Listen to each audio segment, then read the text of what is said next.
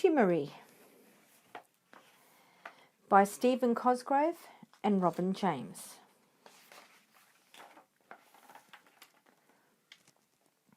In a mirror of sunrise glitter, dawn was born again in the land of crystalline splendour. As the sunshine swept across the diamond mountains, it shimmered from the crystal trees and flowers that made up this wondrous land. For you see, all living things in this land was cast from either glass, diamond or crystal. The only colours were splashes of blue, silver and gold. In this magic land, many strange crystal creatures frolicked in the dancing lights of day. There were crystal-like birds called glimmerings, smiling little lizards called beamers, and most beautiful of all, horse-like creatures called lightosaurs, who had wings made of delicate diamonds so they could fly whenever the eye could see. The youngest of all the lightosaurs was called Shimmeree. She was very small, like a precious stone, and as curious as a cat. She would spend all of her days chasing after rainbows or trying to catch the sun. Everything would have stayed all sparkle and glitter in this magic place had not Shimmeree, as she was flying about one day, discovered a small pile of dust caught in the corner of a crystal rock. Well, not only had she never seen dust before, but the colour of it was most amazing. This dust wasn't crystal blue or silver, but rather a greyish brown. She studied it from side to side, and then rushed off to tell her fellow creatures what she had found. At first the other creatures didn't believe the little lightosaur. The mere thought of something new was just impossible. Finally they decided to humour her and reluctantly followed her to the crystal rock.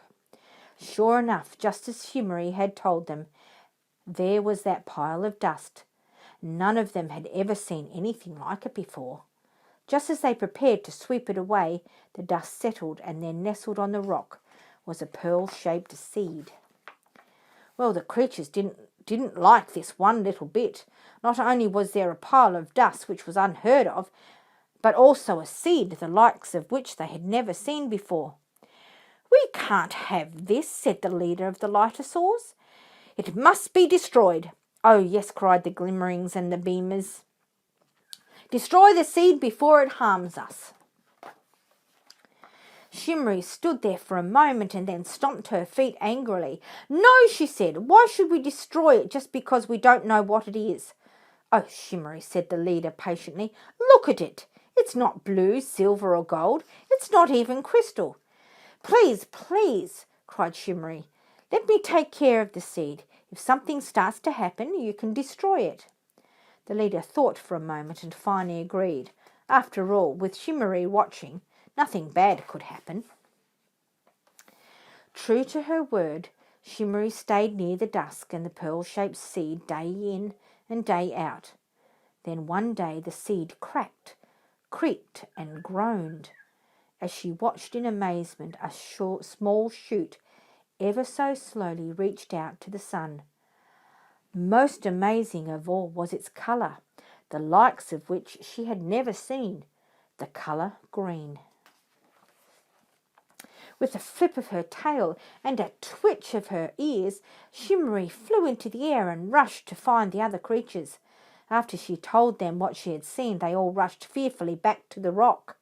"I knew we should have destroyed it," cried the beamers. "Look at it," shuddered the glimmerings. "You can't see through it like crystal. It just has to be evil."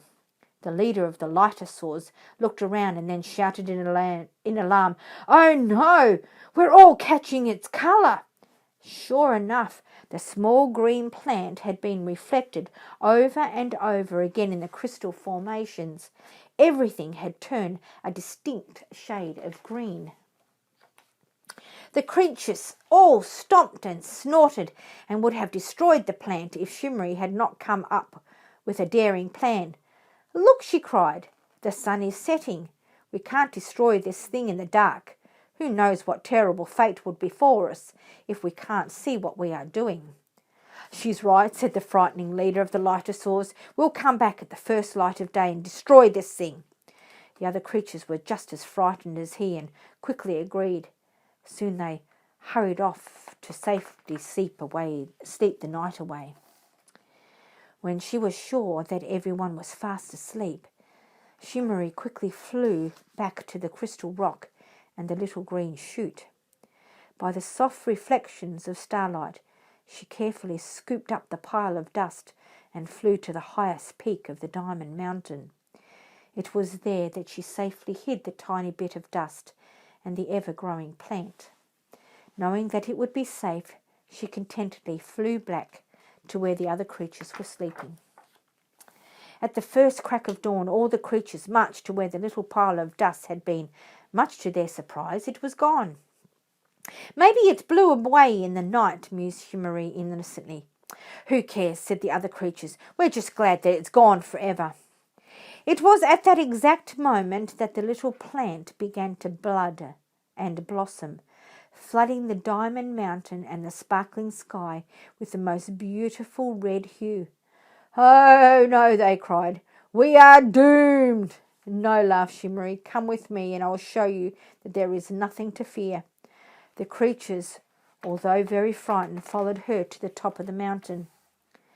Nervously they approached the spot where Shimmeree had flown the night before, and there, to her surprise, instead of the small green plant, stood the most beautiful red rose. As the creatures looked on in wonder, the sun began to rise in all its splendour, and colours of all sorts spread throughout the land. "See," said Shimmeree gleefully, "you had nothing to fear but fear itself." So from that day forward, colour was brought into the land of crystalline things, and all the creatures learned not to fear that which they didn't understand. So if among your travels you find a thing unknown, think of Crystal Shimmeree and the seed that she was shown.